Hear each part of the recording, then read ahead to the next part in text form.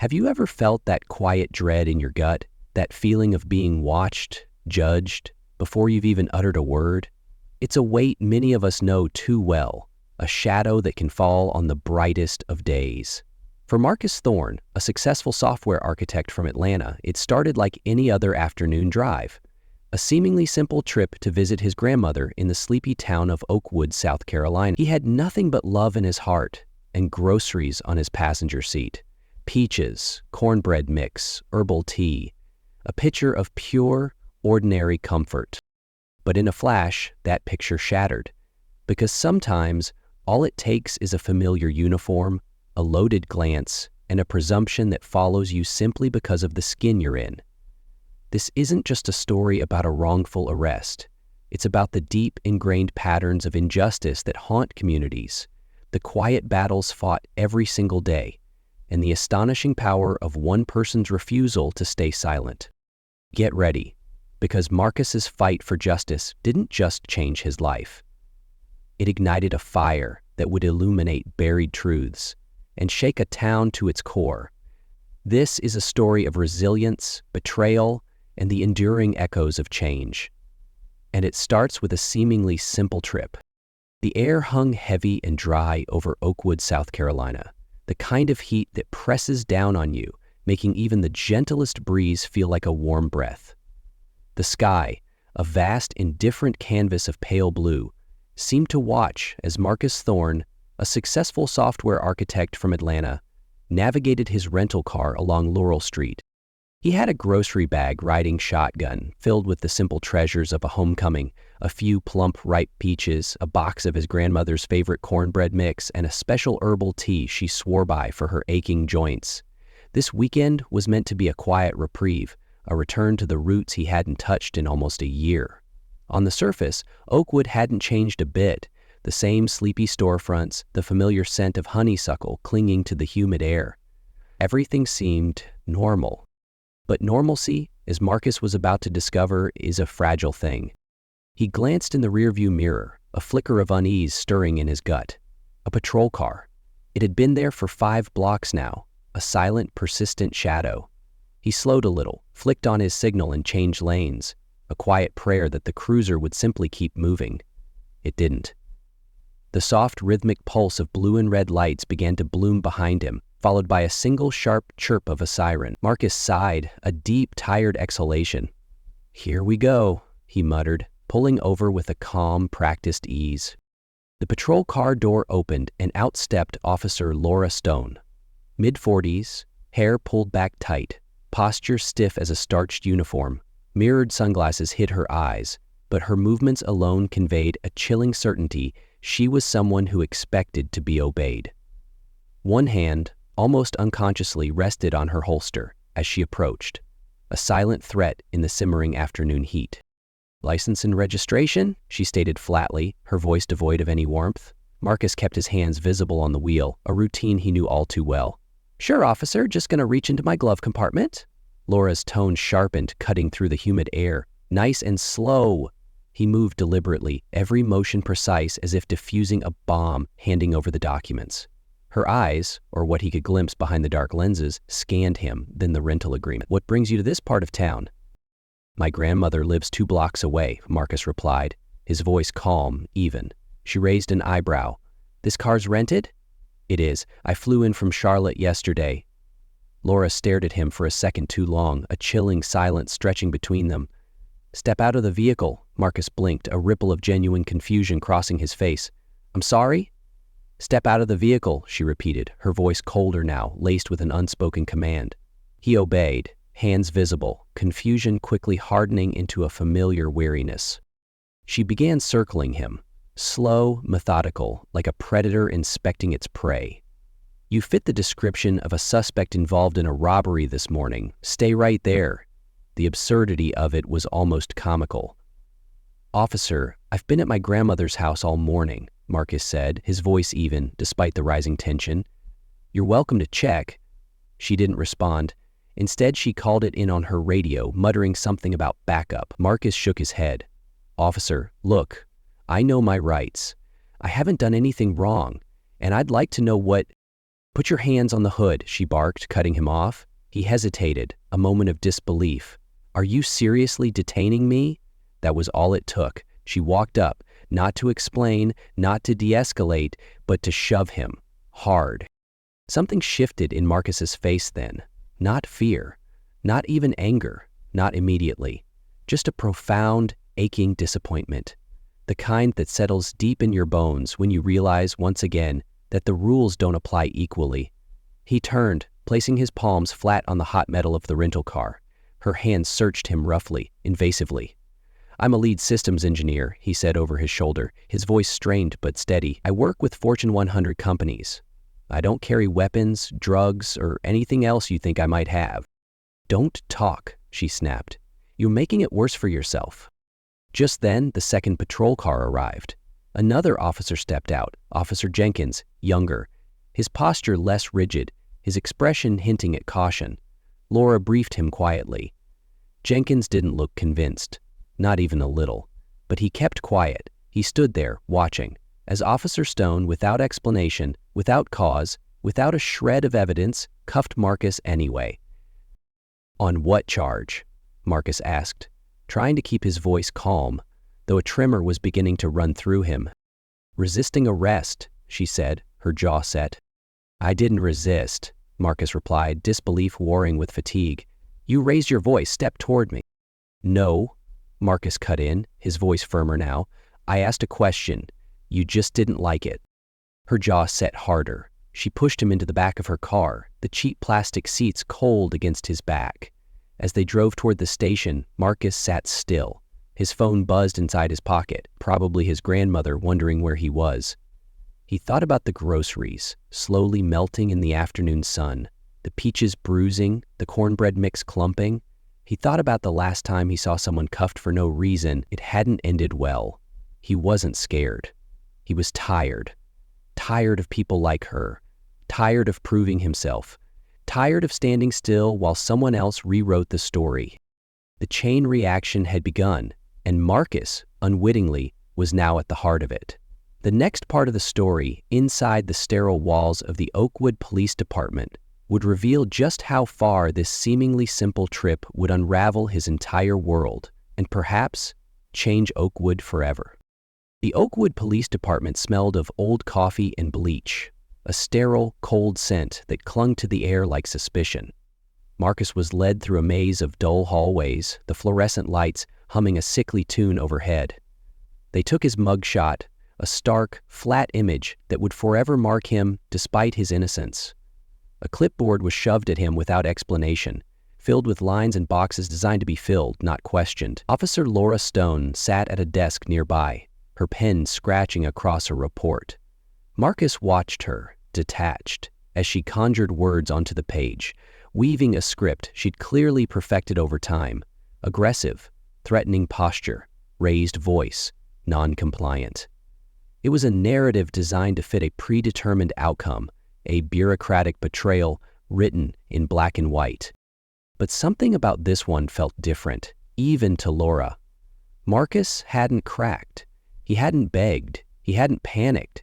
He had simply looked her straight in the eye, his gaze unwavering, and that defiance, quiet as it was, unsettled her more than she'd admit. He was held overnight, no phone call, no explanation, just a hard bench, the persistent buzz of the fluorescent light, and the occasional muffled voice behind the desk. Marcus sat perfectly still, head leaned against the cold wall, his wrists raw from the cuffs. He wasn't panicking. He was analyzing, thinking through the next move like he would for a high-stakes client back in Atlanta. Only this wasn't about numbers or contracts. This was personal. At 7:13 a.m., the door finally opened. A different officer walked in, older, gray around the temples, holding a clipboard. He looked at Marcus, his expression unreadable, as if unsure what kind of man sat before him. "You're being charged with obstruction of justice and resisting arrest," he said, his voice hesitant. "Bail hearing set for this afternoon." Marcus stared at him. "I didn't resist. I didn't obstruct anything. I was pulled over for no reason." The officer looked uncomfortable, shifting his weight. "It's all in the report." "I'd like to see the report." "You'll need your lawyer for that." Then I'll call one. They gave him one call. He called Julian Hayes, a former law school debate partner, now a sharp criminal defense attorney based in Charleston. They hadn't spoken in years, but Julian answered on the third ring. 30 minutes later, Julian was already en route. "Sit tight," he said before hanging up. "I'll handle it." Officer Laura Stone watched from her desk as Julian Hayes walked into the Oakwood Police Department that afternoon. He moved with a smooth, focused confidence in a crisp charcoal suit. She recognized the type, a big city lawyer with a clipboard and a quiet, almost imperceptible attitude that simply said, "Try me." She didn't like it. She didn't like him. She sat down across from him, offering a tight, polite smile. "Can I help you?" "I'm representing Mr. Thorne," Julian said calmly. "I'm here to see the arrest footage and the incident report." Laura's fingers tapped her desk, a slow, deliberate rhythm. "That's internal. We'll release it to the court." Julian leaned in slightly, his voice low, steady. "If you're confident in your story, officer, I'd imagine you wouldn't mind me taking a look now." She met his stare, but didn't answer. 2 hours later, Marcus Thorne was released on bail. Laura watched him walk out of the station with Julian at his side, and something in her stomach twisted. Marcus wasn't angry. He wasn't loud. He just looked determined. That night, Laura sat in her apartment, staring at her report. The language was clean, practiced. Suspect failed to comply with verbal commands, became verbally aggressive, made sudden movement toward officer. Nothing she hadn't written before. She opened her laptop, clicked on the dashcam footage, watched it play out, and paused when she saw herself shove him. She sat back, eyes on the screen, a flicker of something she couldn't name crossing her face. Then she quietly closed the lid and walked away. Across town, Julian and Marcus sat in the living room of a short-term rental, scrolling through paperwork. "She filed it like clockwork," Julian said. "It's a pattern. She's done this before." "Yeah," Marcus leaned forward, his eyes fixed on the screen. "I've already found 2 complaints. One was sealed, one dismissed, but both from black men, both within the past 5 years. He looked up, his jaw set. "I'm not letting this go." Julian nodded slowly. "You're sure about that?" "Yes," Marcus replied, his voice firm. "People like her count on silence. I'm not built for silence." "All right then," Julian said, closing his laptop. "We start with a subpoena for that dashcam. I'll file first thing in the morning." Meanwhile, Officer Laura Stone showed up to her shift the next day, chin high, eyes steely. But inside she felt it, a sliver of something she hadn't experienced in years. Doubt. It followed her into every call, every traffic stop, every glance from another officer. She'd told herself for years that her instincts were sharp, that she could sense trouble. But this wasn't instinct. This was something else, something uglier. Still, she doubled down, told herself she'd done the right thing, that Marcus's lawyer was just trying to make a name for himself. But that confidence wouldn't last, because somebody was about to speak up. Someone who remembered what she thought they'd forget. The unraveling web was just beginning to catch its first thread. The Maple Creek courthouse didn't look like much, just a long beige stone building with thick, unyielding windows, lowering the quiet weight of years. It had seen divorces, land disputes, custody fights, and now, the arrest of a man who never should have been in cuffs to begin with. Julian Hayes, ever the calm strategist, filed the motion to suppress the dashcam footage, along with a formal complaint requesting a full investigation into Officer Stone's conduct. A court date was set for preliminary hearings just 2 weeks out. Laura Stone sat in her cruiser when she got the news. The radio crackled in the background as her eyes stayed fixed on the folded court notice. She felt her throat tighten, not from fear, not exactly. It was pressure, the kind that builds behind your eyes when something you buried starts pushing its way up, demanding to be seen. She folded the paper, put the car in drive, and forced herself to keep moving. Marcus, on the other hand, was methodical. Back at Julian's office in Charleston, he sifted through old news clippings, public complaints, anything tied to Officer Stone that Julian's team had managed to unearth. It was like sifting through sand for diamonds, but Marcus, the systems engineer, was built for uncovering hidden patterns. "That's her," Julian asked, handing over a yellowed article from 2019. Marcus nodded, a grim recognition in his eyes. Let me guess, black kid, wrong place, matching a description. Julian nodded. Exactly, 18 years old, college-bound, ended up with a broken wrist after resisting a sidewalk stop. And nothing came of it. Family didn't press, no lawyer, he just wanted to be left alone. Marcus set the article down, a quiet fire in his gaze. That ends here. What they didn't know, what they couldn't have known, is that someone else was watching the case closely. A woman named Sarah Jenkins, who worked at the Maple Creek courthouse as a clerk. Sarah had grown up in the same neighborhood where Officer Stone had started patrolling. Sarah remembered how things used to go down, how certain people got pulled over again and again for nothing more than walking home. And she remembered her own brother, Andre, locked up at 17 for obstructing a public officer. Same language, same pattern, same badge. So when Sarah saw Marcus Thorne's name attached to Officer Laura Stone, something clicked. She didn't reach out to the police. She didn't go to the press. She went to Julian. They met after hours in the back corner of a quiet cafe near downtown. I know what she's been doing, Sarah said, her voice low but steady. And I'm not the only one. Julian leaned in. You're willing to talk? I'll testify. I'll say everything I saw and heard. The stuff we were told to file and forget. I kept copies, names, dates.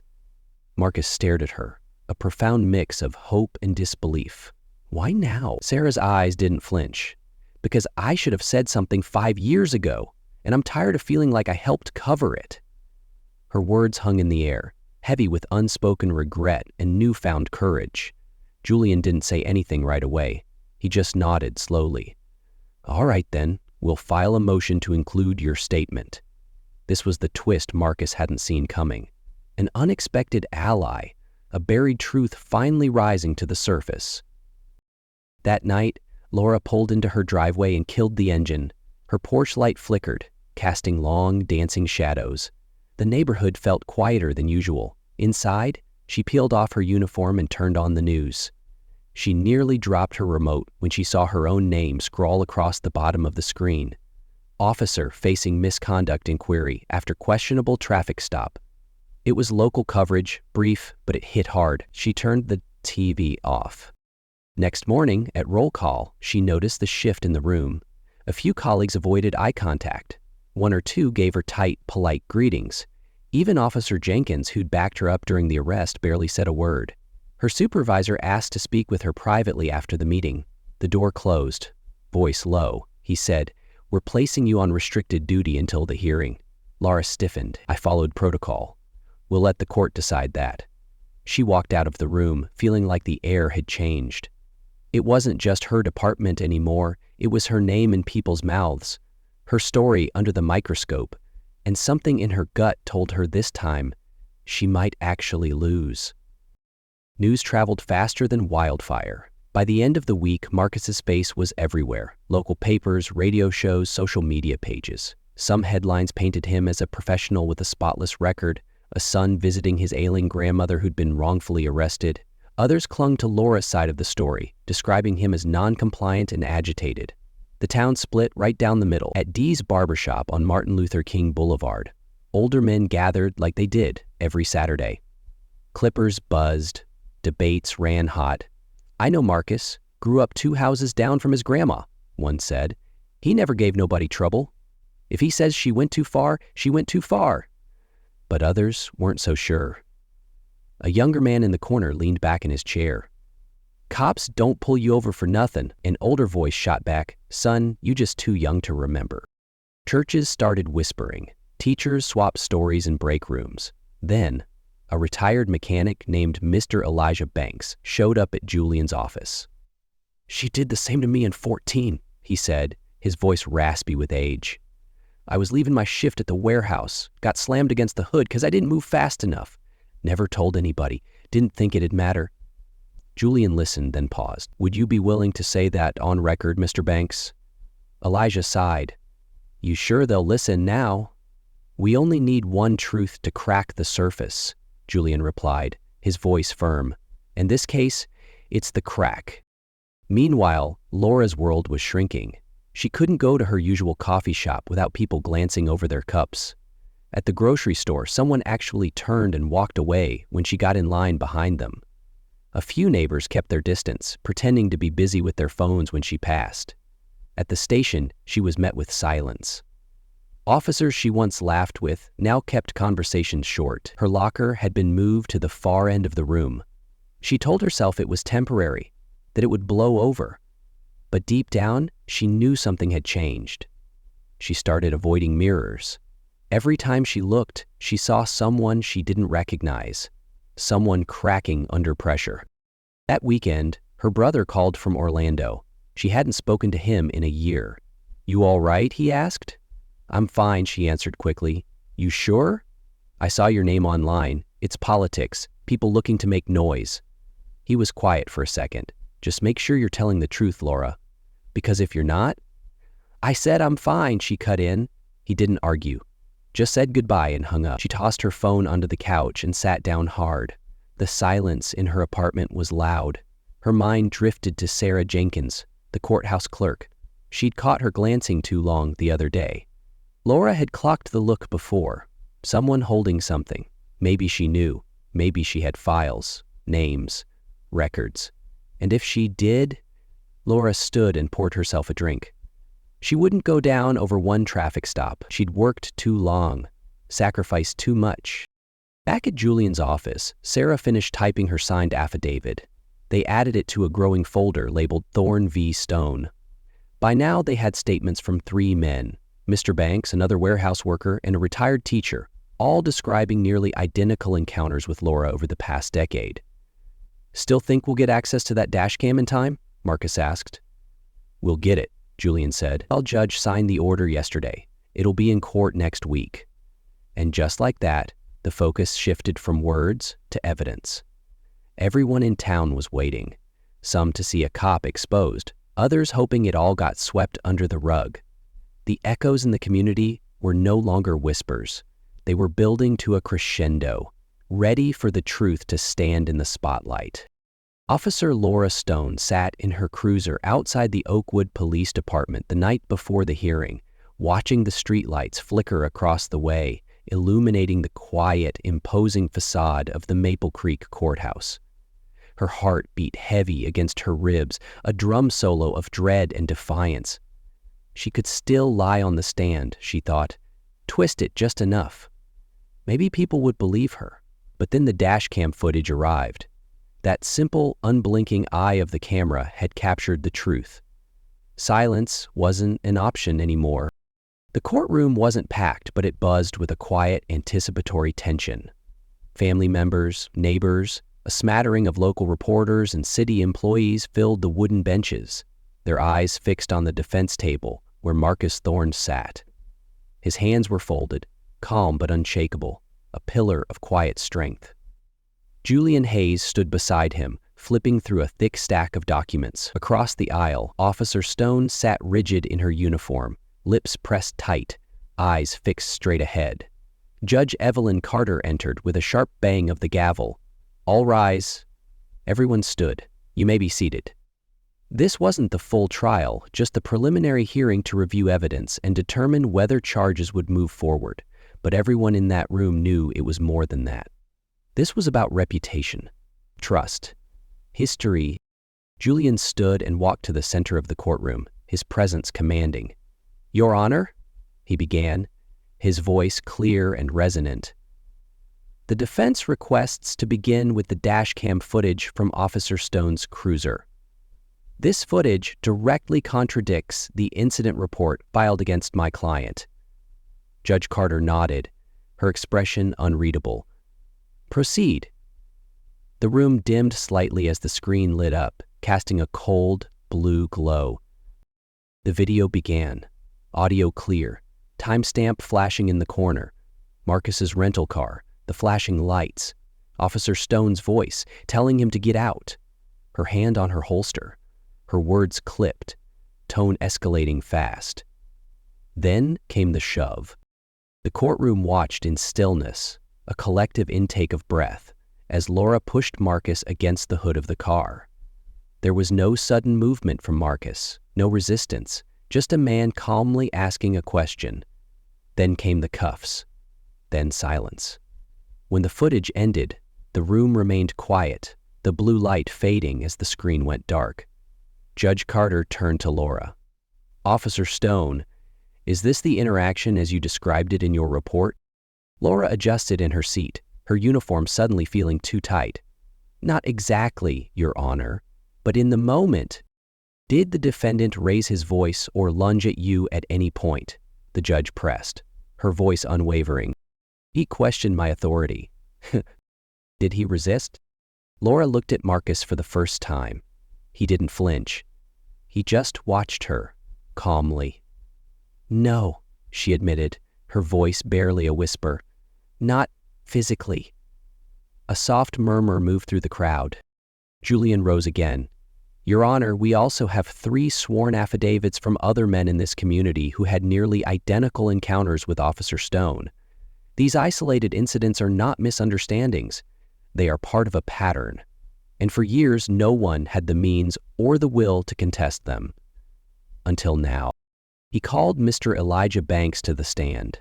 The older man adjusted his tie and cleared his throat before speaking. "She pulled me over coming home from work," he said, his voice raspy but firm. "Said I rolled through a stop sign. I didn't argue, just asked what I did. She made me get out, called backup, searched my car. Didn't find anything, but I got a citation anyway." Laura didn't look up. Then came the retired teacher, then the third man, each story a variation of the same unsettling event. Laura stared ahead, eyes unfocused, as if watching a nightmare unfold. Finally, it was her turn. She took the stand slowly, swore her oath, and sat down, her hands clutched tightly in her lap. Julian approached.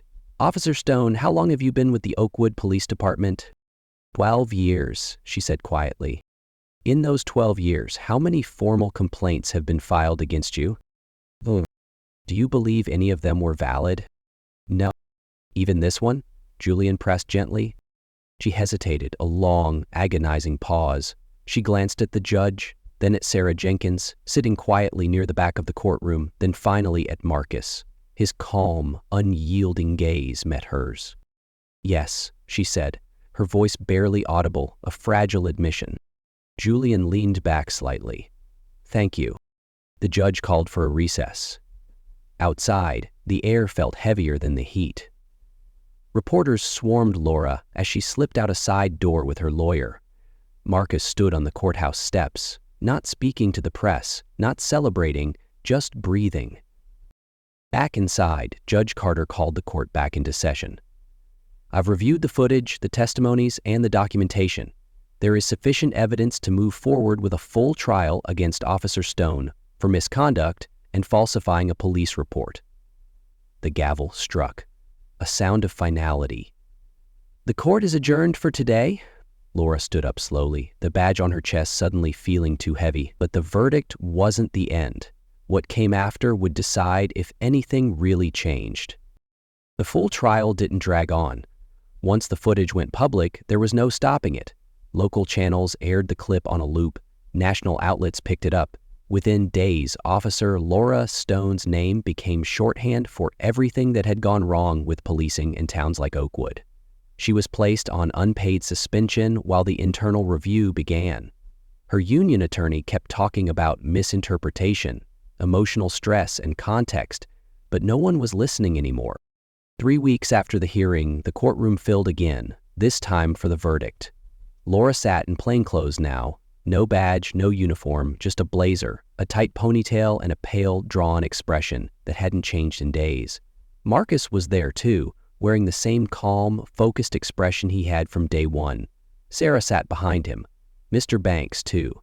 A few others who'd come forward with their stories, quiet but present. The judge took less than 5 minutes to read the ruling. Officer Laura Stone was found guilty of misconduct in public office and falsifying a police report. She avoided jail time, but she was stripped of her badge and barred from holding any law enforcement position again. Outside the courthouse, reporters shouted her name, but she didn't stop. She kept her eyes down and walked fast toward the parking lot, as if hoping no one would see her. But everyone did. Julian patted Marcus's back gently. "You did it." Marcus didn't respond right away. He looked out at the cameras, the crowd, the people who'd finally started paying attention. "I didn't do anything special," he said, his voice quiet but clear.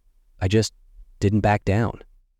The truth had been brought under the spotlight, and the long, arduous journey for justice was far from over, but the first, crucial battle had been won. That night, a local news crew aired a panel with legal experts. One of them called the case a wake-up call for smaller departments that think they're immune to accountability. Another warned that this one win doesn't erase the years of silence. Marcus didn't watch it. He was back at his grandmother's house, sitting on the porch swing, sipping coffee from a chipped mug she'd brought him. "You okay, baby?" she asked, settling next to him, a plate of buttered toast in her hand. "I think so," he said, staring out at the quiet street. "But it's not really over, you know." His grandmother nodded, her gaze distant, filled with the wisdom of generations. "It never is, son. But this time they had to look. They couldn't ignore you." A kid rode by on a bike, laughing with his friend. An older man walked his dog. Life kept moving, but it moved differently now. A week later, the city of Oakwood announced a review of all stops made by Officer Stone in the last 10 years. Internal Affairs sent notices to over 30 people who had filed past complaints. The mayor released a statement promising transparency, but Marcus didn't care about promises. He wanted proof. So he filed a civil lawsuit, not for money, but for public record access. He wanted full transparency, names, documents, patterns. He wanted to make sure the next man didn't have to prove he belonged on a street he grew up on. Laura Stone left town a month later. No official statement, no apology, just gone. Her house went up for sale quietly. Her cruiser was auctioned off. Her name slowly faded from the news cycle, but not from the town's memory.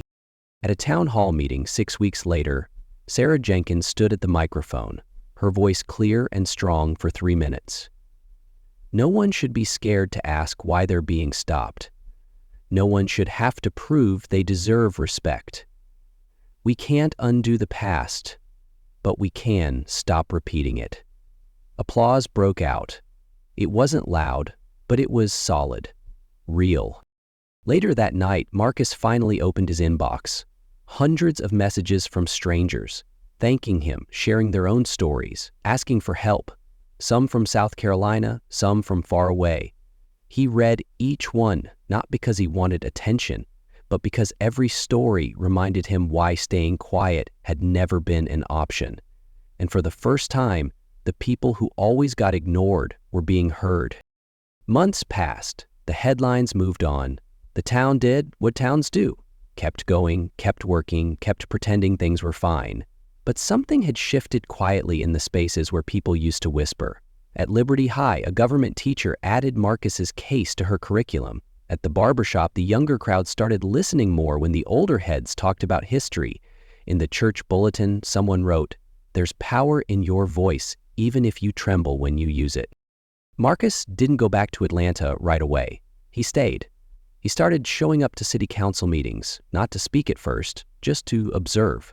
But eventually, people started turning to him with questions. Could he look over a complaint? Could he help them write a letter? Could he teach them what he knew?